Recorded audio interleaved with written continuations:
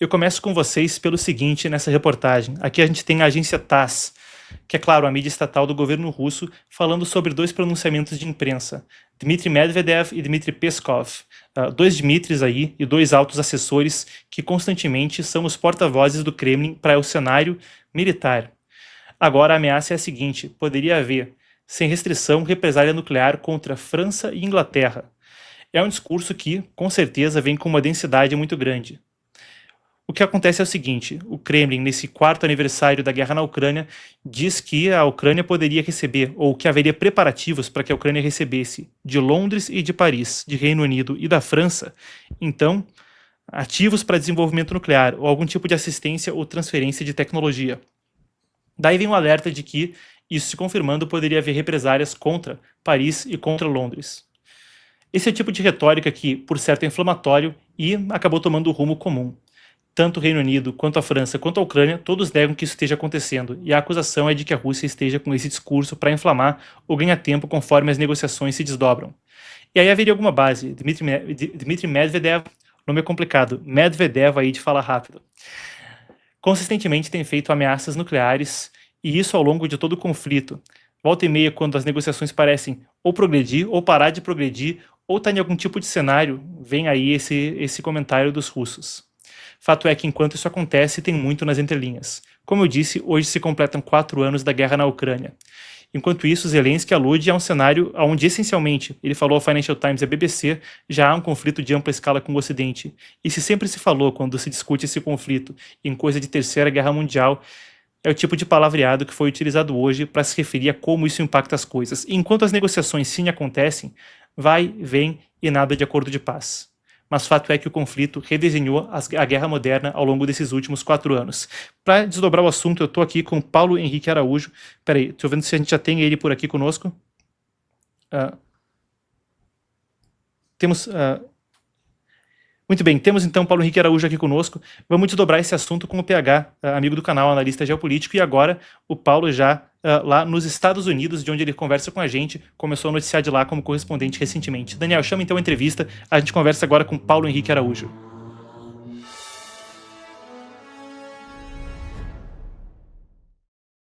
PH, uma ótima tarde para você, sempre um prazer te receber no programa. E bom, 4 anos então de guerra na Ucrânia e tem muito para a gente tentar entender a partir do que ocorre agora. Primeira questão, hoje houve então uma ameaça nuclear sendo feita pelo Kremlin, não necessariamente só contra a Ucrânia, mas a gente está falando também de Reino Unido e França. Primeiro, sua reação então às falas que vêm hoje de Moscou. Olá, Marcos. Boa tarde a todos os amigos da Epoch Times. Um grande prazer estar aqui com vocês. Escolhi um cenário que diz muito a respeito de conflito, né? Estou aqui no Fort Stevens, cenário da Guerra Civil Americana. Foi um dos pontos aqui de defesa, né, contra as linhas confederadas para defender a cidade de Washington.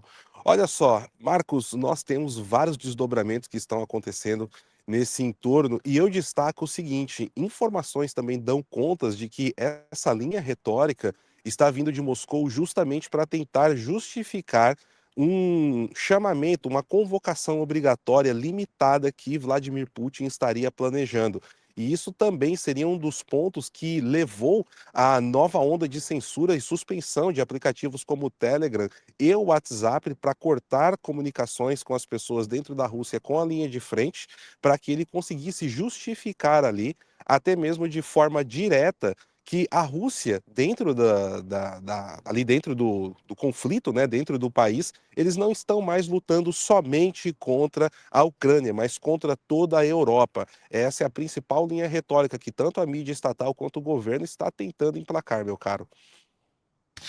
PH, eu queria também desdobrar com você, aliás, belíssimo cenário, né? Interessantíssimo aí, porque a região de Washington, da Virgínia, é um lugar que foi talvez um dos grandes palcos da Guerra Civil Americana. Então você anda ali pelas estradas na Virgínia, volta e meia vai estar vendo aí, aqui é o campo de batalha do não sei o quê, aqui é o outro.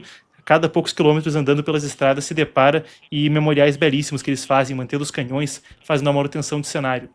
Mas quero te dobrar com você, pegar também, além das atualidades, balanço a respeito desses 4 anos de conflito. Enquanto a gente aguarda para ver se chove não molha, anda para algum lado nas negociações, um dos pontos centrais é que isso acabou mudando muito a forma como a guerra moderna se desdobra. Então, dá um exemplo do que eu tenho rastreado por aqui.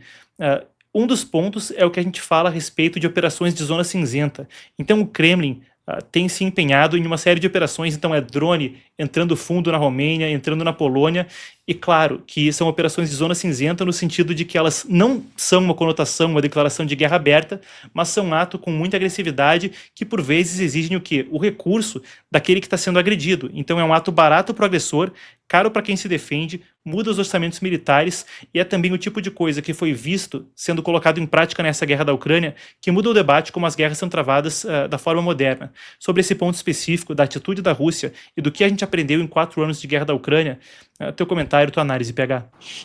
Olha, Marcos, é muito interessante. Eu quero adicionar um outro debate que está muito forte aqui dentro dos Estados Unidos hoje e que levou a ter reações do presidente Donald Trump na sua rede social, que é quanto à resistência que ele estaria encontrando dentro do Pentágono na questão envolvendo o Irã. E tem ligação direta justamente com isso que você acabou de citar, meu caro. Por quê? Um dos pontos que Dan Kane, ele que é um dos chefes do Estado-Maior Conjunto aqui dos Estados Unidos, aponta é que boa parte do estoque de mísseis, principalmente Patriot, ele está ali, vamos dizer, comprometidos por conta daquilo que foi enviado na guerra de saturação e desgaste que envolveu tanto Israel para proteger ali o Estado de Israel contra o ataque dos Houthis e também o que nós temos em relação à Ucrânia dos sistemas Patriots que foram enviados. É tanto que Donald Trump barrou o envio de sistemas Patriots no segundo semestre de 2025, alegando justamente isso. E a gente percebe que esse tipo de guerra de atrito, ele vai cada vez mais ampliando todo o embate. A guerra da Ucrânia, ela acabou trazendo algo que foi os drones, mas também retornou algo que ninguém imaginava que aconteceria, a guerra de trincheiras. Então isso está acabando com o estoque de munições do Ocidente. E é algo que a China e principalmente a Rússia parece agora começar a tomar vantagem para a sua retórica. E a questão do Irã, veja só, parece algo distante, está completamente agora sendo afetado também sobre isso. E nós temos o próprio todo o processo de defesa, tanto da Alemanha, é um país que vale destacar aqui, que está começando a trabalhar no seu rearmamento, e assim como o Japão. Mas todos esses países estão falando: olha, precisamos de 2, 3 anos, talvez 27 a 29, para estarmos preparados para algo. E é algo que vem gerando muita preocupação. E todo mundo olha para os Estados Unidos da América como o grande suporte de defesa, o guarda-chuva de defesa para o mundo. E os Estados Unidos está apontando, mesmo que o presidente Donald Trump tenha negado, né, nessa declaração pública, fontes informam que os Estados Unidos estão preocupados com seus estoques também, o que acaba impactando em toda essa linha retórica e até mesmo, né, a alimentação de outros conflitos para evitar o maior envolvimento americano ali de forma direta em tudo isso, meu caro.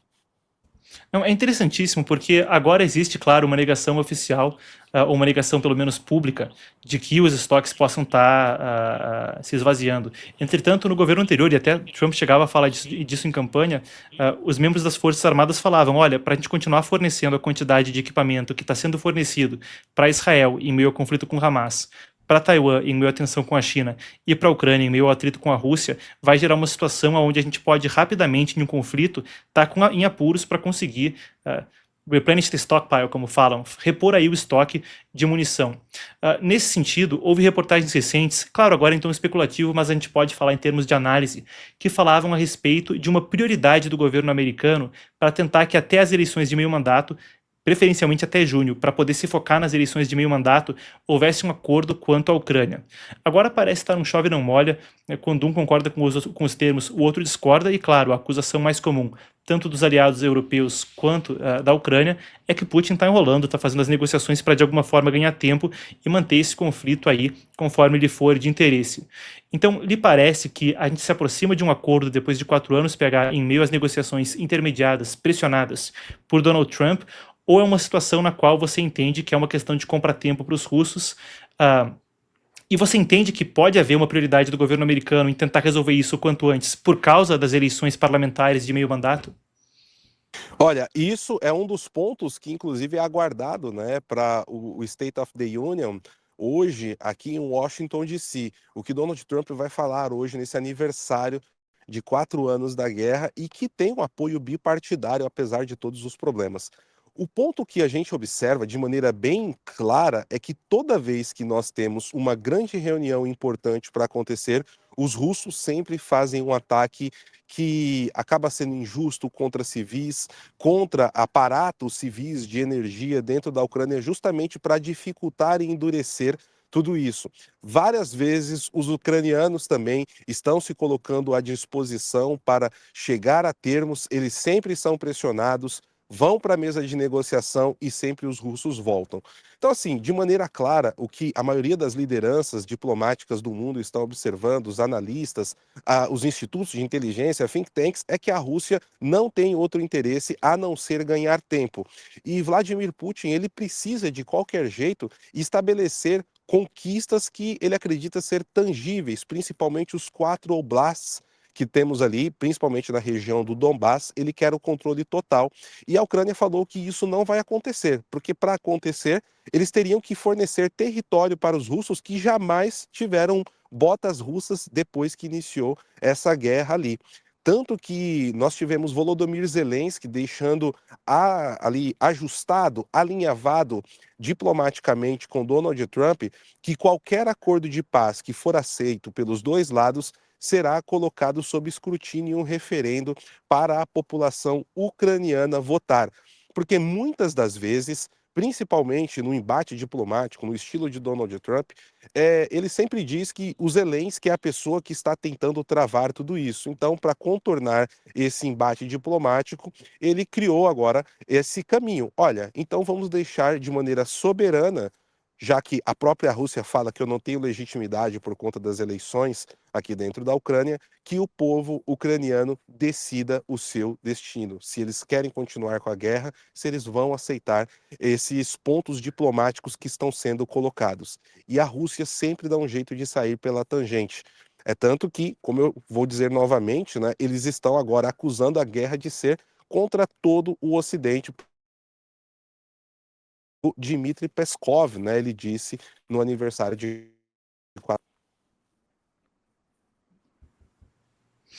PH, para a gente encerrar, tem mais uma questão que eu também gostaria de abordar. Quando a gente fala dessa guerra, um comentário que frequentemente é feito é de que é uma espécie de sandbox de inovação, mas para fins militares, né? Isso é a gíria utilizada aí no mundo corporativo, quando a gente fala de um ambiente corporativo onde a gente tem uma série de startups, de empresas de inovação juntas, que podem ter a oportunidade de tentar desenvolver novas iniciativas. E essa é uma guerra que, depois de muito tempo, tomou uma escala que poucas vezes é vista, de conflito total, de inovações, drones, etc. E os drones talvez tenham sido o ponto principal aí. Então é uma coisa que me parece muda até a dinâmica de conflitos e de como eles podem ser percebidos adiante. Tem a questão de operações de zona cinzenta da Rússia que a gente falou, mas especificamente sobre a questão de drones. Zelensky até falou no seu discurso na Assembleia Geral da ONU, agora em setembro de 2025, ele falava: é melhor acabar essa guerra agora e encontrar uma forma de solucionar essa questão antes de que no futuro os países tenham que construir bunkers antidrone para poder ter escola e hospital embaixo da terra, antes que a gente esteja falando de drones equipados com armas nucleares e um tipo de facilidade para ter enxames de armas utilizando os drones que torne a vida insustentável no caso de um conflito. Então, sobre esse aspecto de como avançaram as táticas de guerra ao longo desses 4 anos, sua reflexão também. Olha, isso é algo muito importante e aqui, né, uma piada com a coisa séria, mas se tem alguém que está à frente do tempo é a Finlândia, né, que está preparada, tem cidades que funcionam no subterrâneo hoje, principalmente na sua capital para isso. Mas trazendo aqui o ponto que você levantou, isso é muito importante, Marcos, porque nós estamos assistindo uma evolução muito rápida envolvendo todo esse aparato de guerra tecnológica. Principalmente Estados Unidos e China, inclusive em diversas feiras de robótica, estão apresentando robôs com capacidades assim, no nível que nós assistimos em filmes de tecnologia futurista dos anos 90, como por exemplo o Exterminador do Futuro. É algo que impressiona. E provavelmente a próxima guerra nós veremos soldados mecânicos, veremos aí robôs atuando também na frente de batalha, não somente drones. E a Ucrânia tem uma oportunidade nisso tudo, porque eles estão já nesse momento como um dos principais países em tecnologia de drones e já estão vendendo para países europeus em alguns contratos para ajudá-los a rearmar e também treinamento para os seus exércitos, porque muitas das doutrinas militares foram reescritas e estão sendo reescritas nesse momento, tanto por grandes potências como China e Estados Unidos, mas também pelas potências médias, que vão ditar muito do rumo da diplomacia nesse século XXI, como Reino Unido, França, Canadá, Alemanha, Japão, que está se rearmando, a Coreia do Sul, né? O Brasil, apesar de ser uma potência média considerada, né, no cenário internacional, no campo bélico, infelizmente, está muito atrás em todo esse debate. Mas é algo que realmente preocupa e um conflito maior acontecendo, as consequências podem ser catastróficas nesse sentido e até mesmo inimagináveis, meu caro. E isso não é alarmismo da nossa parte, né? É algo que realmente o mundo está se caminhando. Pegar aí, para aproveitar então, para a gente encerrar também, tu tá aí nos Estados Unidos, Vida Nova também tá com um canal, além do seu trabalho no PegaVox, onde está fazendo a cobertura por aí. Convido o pessoal então para conhecer teu trabalho. Perfeito, Marcos. Muito obrigado pela oportunidade. É só o pessoal procurar PH Araújo no Zewa. Eu tô aqui trazendo vídeos, né, mais dinâmicos, um período aí de 7 a 12, 14 minutos de duração, com temas específicos e com muitas notícias que nós não conseguimos cobrir, né, Marcos? Sempre sobra aquela rebarba editorial e que são fatos importantes que ficam para trás. A gente está suprindo nesse canal. Então, PH Araújo nos EWA, o pessoal encontra fácil. Obrigado pelo espaço, meu caro.